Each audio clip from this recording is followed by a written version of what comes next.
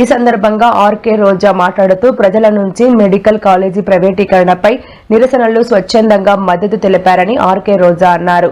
YS Jagan 12 medical కాలేజీలకు అనుమతి తీసుకొచ్చారు. వైఎస్ జగన్ పేరు చేరిపేయాలని చంద్రబాబు ప్రభుత్వం మెడికల్ కాలేజీలను ప్రైవేటీకరణ చేస్తుంది.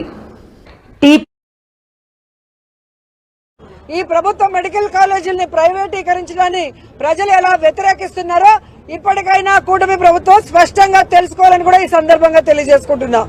ఈ రాష్ట్రాన్ని 17 మంది ముఖ్యమంత్రులు పరిపాలిస్తే ఎవరూ చేయనటువంటి విధంగా జగన్మోహన్ రెడ్డి గారు 17 మెడికల్ కాలేజీలకి శ్రీకారం చుట్టాడు.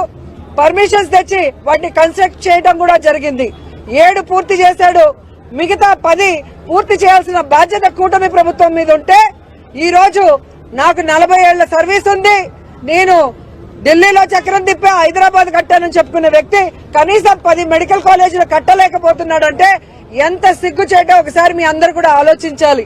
ఈ రోజు పేద విద్యార్థులు ఎవరైతే డాక్టర్ల వాళ్ళని కలలు కన్నారో వాళ్ళ కలల్ని కల్లలు చేస్తూ పేదలకి ఉచిత వైద్యం అందుతుంది, ఈ మెడికల్ కాలేజీలో సూపర్ స్పెషాలిటీ హాస్పిటల్స్ వస్తాయని కలలు కన్న వాళ్ళ కలలు చేసే విధంగా ఈ ప్రభుత్వ మెడికల్ కాలేజీని ప్రైవేటీకరించడం చాలా దురదృష్టకరం, దుర్మార్గం. ఎందుకంటే చంద్రబాబు నాయుడు ఇప్పటికి 4 సార్లు ముఖ్యమంత్రి అయ్యాడు కానీ ఒక్క మెడికల్ కాలేజ్ అయినా కట్టాడా? రాష్ట్రంలో కట్టలేదు, కనీసం కుప్పల్లో కూడా కట్టలేకపోయాడు. అందుకే ఈ రోజు పులివెందల్లో మెడికల్ కాలేజీ పూర్తయినా దాన్ని ఓపెన్ చేయకుండా దానికి వచ్చిన 150 సీట్లను కూడా వెనక్కి పంపించాడు. అంటే జగనన్న అంటే ఈయనకి ఎంత అసూయ. జగనన్నకి మంచి పేరు వస్తుందన్న బాధతో, జగనన్న పేరు చిరస్థాయిగా నిలిచిపోతుందన్న ఒక కక్ష సాధింపుతోనే ఈ రోజు ఇవన్నీ ఆపారనటంలో అతిశయోక్తి లేదు. ఈ రోజు రాష్ట్ర వ్యాప్తంగా కలెక్ట్ చేసిన ఈ 1 కోటి సంతకాల సేకరణలో భాగంగా ప్రతి జిల్లా నుంచి ఈ రోజు వెహికల్స్ ఆ పత్రాలను తీసుకుని మన విజయవాడకి వెళ్లడం జరుగుతుంది.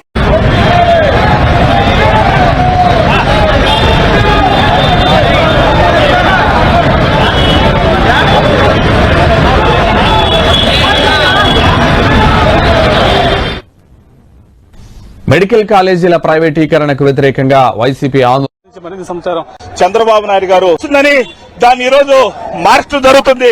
తిరుపతిలో ఇంతమంది